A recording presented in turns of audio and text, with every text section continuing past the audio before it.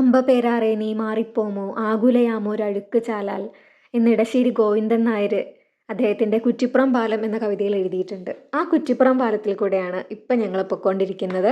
ഇതിലെ ആർച്ച് ഷേപ്ഡായിട്ടുള്ള എന്തിനാണ് അങ്ങനെ പണിയുന്നത് എന്ന് ഞാൻ അങ്ങനെ ഗൂഗിൾ സെർച്ച് ചെയ്തപ്പോൾ കണ്ടത് പാലത്തിൻ്റെ സ്ട്രെങ്ത്ത് കൂടാൻ വേണ്ടിയും അതുപോലെ ശക്തിയായ കാറ്റിൽ നിന്നൊക്കെ ഈ പാലത്തെ സംരക്ഷിക്കുന്നതിന് വേണ്ടിയിട്ടുള്ളതാണെന്നാണ് എനിക്ക് മനസ്സിലായത്. അതെനിക്കൊരു പുതിയ അറിവായിരുന്നു കേട്ടോ.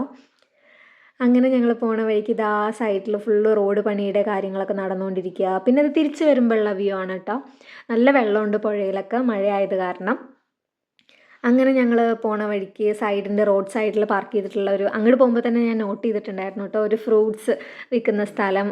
ആളുടെ അടുത്ത് നിറയെ റംബുട്ടാനും അതുപോലെ മഞ്ഞയും ചുവപ്പും കളറിലുള്ള ഈത്തപ്പഴവും ഒക്കെ ഉണ്ട്. ഈ മഞ്ഞ ഈത്തപ്പഴാട്ടോ ഞങ്ങൾ വാങ്ങിച്ചത്. കുറേ ആയി വാങ്ങിക്കണം എന്ന് വിചാരിച്ച് അങ്ങനെ വാങ്ങിയതാണ്. അപ്പോൾ ഇന്നത്തേക്ക് അത്രയേ ഉള്ളൂ. Tata bye.